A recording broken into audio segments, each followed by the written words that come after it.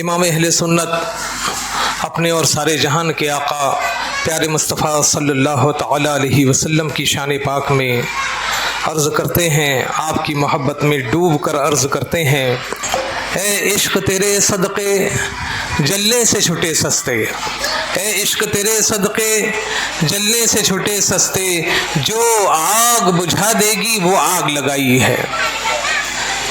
تو آج ہم اللہ کے پیارے محبوب صلی اللہ تعالی علیہ وسلم کے ایک مسلمان پر کیا حقوق ہیں اس کا بیان آپ کی خدمت میں عرض کریں گے۔ بہت عقیدت اور محبت کے ساتھ سماعت فرمائیے، ساتھ میں یہ بھی دیکھیے کہ صحابہ اکرام کا عشق رسول کیسا تھا۔ حضور اقدس صلی اللہ تعالی علیہ وسلم نے اپنی امت کی ہدایت اور اصلاح اور ان کی صلاح و فلاح کے لیے جیسی جیسی تکلیفیں برداشت فرمائیں، اور اس راہ میں آپ کو جو جو مشکلات درپیش ہوئیں ان کا کچھ حال آپ علماء سے سنتے رہتے ہیں، تقاریر میں کتابوں میں پڑھتے رہتے ہیں۔ پھر آپ کو اپنی امت سے، سرکار کو اپنی امت سے جو بے پناہ محبت اور اس کی نجات اور امت کی مغفرت کی فکر اور ایک ایک امتی پر آپ کی شفقت و رحمت کی جو کیفیت ہے، اس پر قرآن میں خداوند قدوس کا فرمان گواہ ہے۔ اللہ تعالیٰ فرماتا ہے، یعنی بے شک تمہارے پاس تشریف لائے تم میں سے وہ رسول جن پر تمہارا مشقت میں پڑنا گرا ہے، تمہاری بھلائی کے نہایت چاہنے والے، مسلمانوں پر بہت ہی نہایت ہی رحم فرمانے والے۔ سبحان اللہ، پوری راتیں جاگ جاگ کر عبادت میں پیارے آقا صلی اللہ تعالی علیہ وسلم مصروف رہتے اور امت کی مغفرت کے لیے دربار باری میں انتہائی بے قراری کے ساتھ گریہ وزاری فرماتے رہتے، یہاں تک کہ کھڑے کھڑے پیارے آقا صلی اللہ تعالی علیہ وسلم کے مبارک پیروں میں ورم آ جاتا تھا۔ امت سے پیارے آقا صلی اللہ تعالی علیہ وسلم کو ایسی محبت تھی۔ ظاہر ہے کہ حضور سرور انبیاء محبوب کبریا صلی اللہ تعالی علیہ وسلم نے اپنی امت کے لیے جو جو مشقتیں اٹھائیں ان کا تقاضا ہے کہ امت پر حضور صلی اللہ تعالی علیہ وسلم کے بھی کچھ حقوق ہوں، اور حضور کے بے شک حقوق ہیں امت پر، بہت عظیم الشان حقوق ہیں جن کا ادا کرنا ہر امتی پر فرض و واجب ہے۔ امت پر حضور کے 8 حق ہیں، یہ قاضی ایاز مالکی رحمۃ اللہ تعالی علیہ نے اپنی کتاب شفا شریف میں بیان فرمائے ہیں۔ پہلا حق یہ ہے ایمان بالرسول، دوسرا اتباع سنت رسول، تیسرا اطاعت رسول، اور چوتھا محبت رسول، پانچواں تعظیم رسول، چھٹا مدح رسول، اور ساتواں درود شریف کا نذرانہ پیش کرنا، آٹھواں قبر انور صلی اللہ تعالی علیہ وسلم کی زیارت۔ اب یہ 8 حق جو امت پر پیارے آقا صلی اللہ تعالی علیہ وسلم کے ہیں، اس کی کچھ تفصیل سماعت فرمائیے۔ پہلا حق پیارے آقا صلی اللہ تعالی علیہ وسلم کا امت پر یہ ہے ایمان بالرسول۔ اس کی تفصیل سنیے۔ حضور اقدس صلی اللہ تعالی علیہ وسلم کی نبوت اور رسالت پر ایمان لانا اور جو کچھ آپ اللہ تعالی کی طرف سے لائے ہیں، صدقے دل سے اس کو سچا ماننا ہر امتی پر فرض عین ہے، اور ہر امتی کا اس پر ایمان ہے کہ بغیر رسول پر ایمان لائے ہوئے ہرگز کوئی مسلمان نہیں ہو سکتا۔ پیارے آقا صلی اللہ تعالی علیہ وسلم نے جو کچھ اللہ تعالیٰ کی طرف سے لائے ہیں، ان تمام باتوں میں پیارے آقا صلی اللہ تعالی علیہ وسلم کی سچے دل سے تصدیق کرنا، ہر بات پر سچا پکا کامل یقین رکھنا۔ کیسا یقین؟ جیسے دن دوپہر میں سورج چمکتا ہے تو ہر خاص و عام کو اس کے سورج ہونے پر یقین ہوتا ہے۔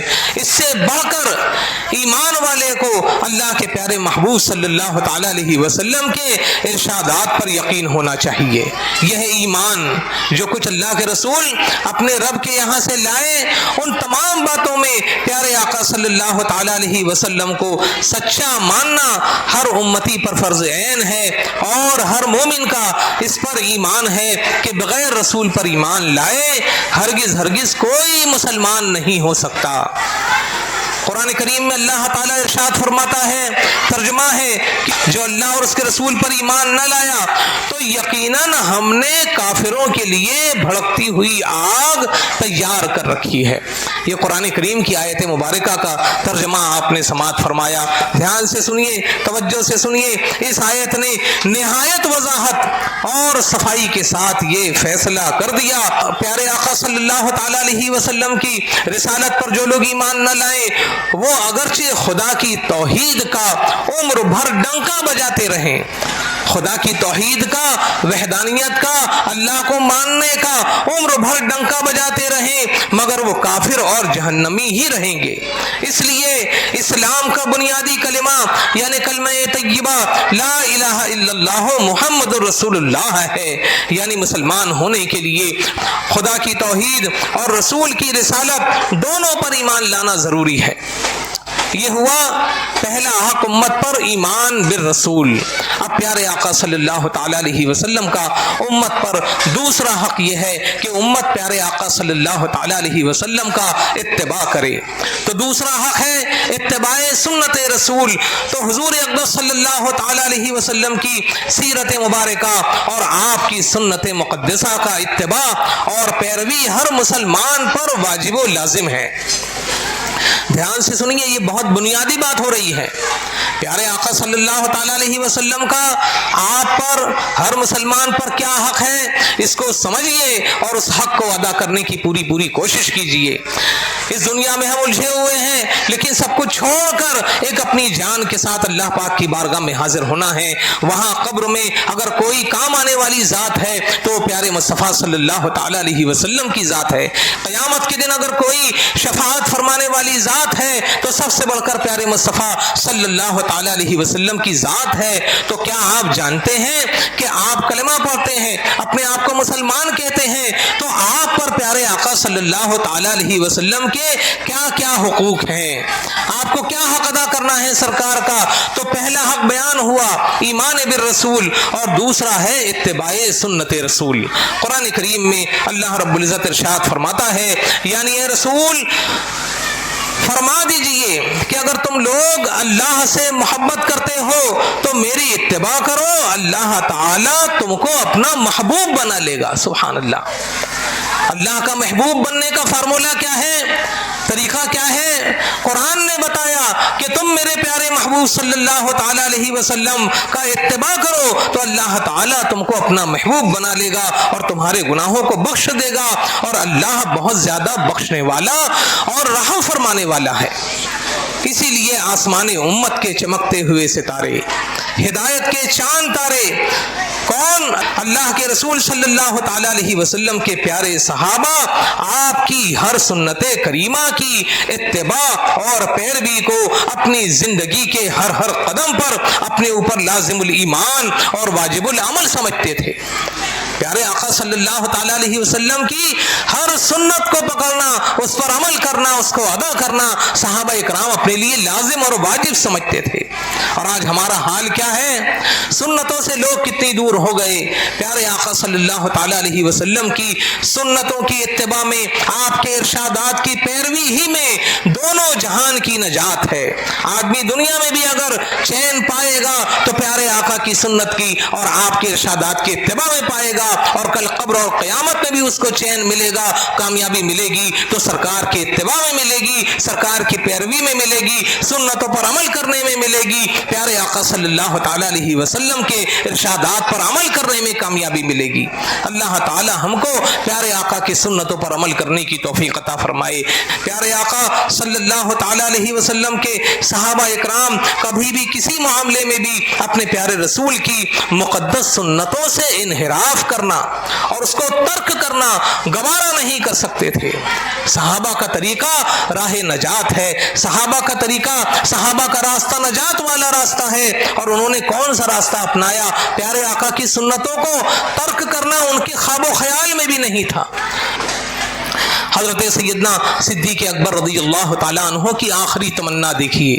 سیدنا صدیق اکبر سرکار کے سب سے بڑے عاشق، سب سے بڑے جانثار، سب سے پہلے خلیفہ، سب سے بڑے صحابی، افضل البشر بعد الانبیاء کی آخری تمنا دیکھیے۔ امیر المومنین حضرت سیدنا صدیق اکبر رضی اللہ تعالیٰ عنہ نے اپنی وفات سے صرف چند گھنٹے پہلے ام المومنین حضرت عائشہ صدیقہ رضی اللہ تعالیٰ عنہا سے دریافت فرمایا، اپنی بیٹی سرکار کی زوجہ محترمہ ہم مومنوں کی ماں حضرت عائشہ صدیقہ رضی اللہ تعالیٰ عنہا سے پوچھا کہ رسول اللہ صلی اللہ تعالیٰ علیہ وسلم کے کفن مبارک میں کتنے کپڑے تھے؟ کیا پوچھ رہے ہیں؟ سرکار کو جو کفن دیا گیا تو اس میں کتنے کپڑے تھے اور آپ کی وفات کس دن ہوئی؟ سوال کی وجہ یہ تھی کہ آپ کی یہ انتہائی تمنا تھی، آپ کی یہ انتہائی آرزو تھی کہ زندگی کے ہر لمحات میں تو میں اپنے تمام معاملات میں حضور صلی اللہ تعالیٰ علیہ وسلم کی سنتوں پر، مبارک سنتوں کی مکمل طور پر اتباع کرتا رہا، پیروی کرتا رہا، سنتوں پر عمل کرتا رہا۔ مرنے کے بعد بھی سنتوں کی پیروی کی تمنا ہے۔ وہ کیسے؟ مرنے کے بعد کفن اور وفات کے دن میں بھی مجھے اتباع سنت نصیب ہو جائے۔ اور سنیے اتباع سنت کا پیارے آقا صلی اللہ تعالیٰ علیہ وسلم کے صحابہ میں کیسا جذبہ تھا۔ ایک مرتبہ حضرت سیدنا ابو ہریرہ رضی اللہ تعالیٰ عنہ کا گزر ایک ایسی جماعت پر ہوا جس کے سامنے کھانے کے لیے بھنی ہوئی مسلم پوری کی پوری بکری بھنی ہوئی رکھی ہوئی تھی۔ لوگوں نے آپ کو کھانے کے لیے بلایا تو آپ رضی اللہ تعالیٰ عنہ نے یہ کہہ کر کھانے سے انکار کر دیا کہ حضور نبی کریم صلی اللہ تعالیٰ علیہ وسلم دنیا سے تشریف لے گئے، آپ کی پوری حیات طیبہ ہمارے سامنے ہے اور آپ نے کبھی جو کی روٹی پیٹ بھر نہ کھائی۔ سرکار نے جو کی روٹی کھائی اور وہ بھی کبھی پیٹ بھر نہ کھائی، تو بھلا میں ان لذیذ اور پرتکلف کھانوں کو کھانا کیسے گوارا کر سکتا ہوں؟ آپ نے وہ بکری تناول نہیں فرمائی۔ کیسا اتباع ہے؟ سرکار نے جس طرح زندگی گزاری، سرکار نے جو کیا وہی ہم کو کرنا ہے، اور یہی کامیابی کی دلیل ہے، یہی کامیابی کی ضمانت ہے۔ پہلے کے مسلمانوں میں اتباع سنت رسول کا کیسا جذبہ تھا وہ آپ حضرات سنتے رہتے ہیں۔ اسی لیے اللہ پاک نے اپنے محبوب کی محبت اور اتباع سنت کی برکت سے ان کو کیسا سرخرو فرمایا تھا کہ وہ دنیا میں بھی کامیاب تھے اور آخرت کی کامیابی کا تاج بھی ان کے سروں پر رکھا گیا۔ ایک اور محبت رسول کا اور اتباع سنت رسول کا واقعہ سماعت فرمائیے۔ حضرت سیدنا عباس رضی اللہ تعالیٰ عنہ کا مکان مسجد نبوی شریف سے متصل تھا، بازو میں تھا، تو آپ کے مکان کا پرنالہ بارش میں آنے جانے والے لوگوں پر گرا کرتا تھا، آنے جانے والے لوگوں پر چھینٹے آتے تھے اس کے۔ حضرت امیر المومنین سیدنا فاروق اعظم رضی اللہ تعالیٰ عنہ نے وہ پرنالہ اکھاڑ دیا، اس کو ہٹا دیا، نمازیوں کو تکلیف ہوتی تھی۔ حضرت عباس رضی اللہ تعالیٰ عنہ آپ کے پاس آئے، سیدنا عمر فاروق اعظم کے پاس، اور کہا کہ خدا کی قسم اس پرنالے کو رسول اللہ صلی اللہ تعالیٰ علیہ وسلم نے میری گردن پر سوار ہو کر اپنے مقدس ہاتھوں سے نصب کیا تھا۔ اس پرنالے کو پیارے آقا نے میرے کاندھے پر چڑھ کر میری گردن پہ سوار ہو کر اپنے ہاتھوں سے لگایا تھا۔ یہ سن کر امیر المومنین خلیفۃ المسلمین حضرت عمر فاروق اعظم رضی اللہ تعالیٰ عنہ نے فرمایا کہ عباس مجھے اس کا علم نہیں تھا، اب میں تم کو حکم دیتا ہوں کہ آپ میری گردن پر سوار ہو کر اس پرنالے کو اسی جگہ لگا دیجئے۔ سبحان اللہ، کیا عشق ہے، کیا محبت ہے پیارے آقا سے۔ اللہ پاک ان صحابہ اکرام کے دلوں میں جو محبت رسول اور اتباع سنت رسول کا جذبہ مجزن تھا، اس کا ایک قطرہ، ایک چھیٹا ہم کو بھی عطا فرمائے۔ پیارے آقا کی محبت میں ہم کو زندہ رکھے اور انہی کی محبت میں ہم کو دنیا سے اٹھائے۔ آمین ثم آمین۔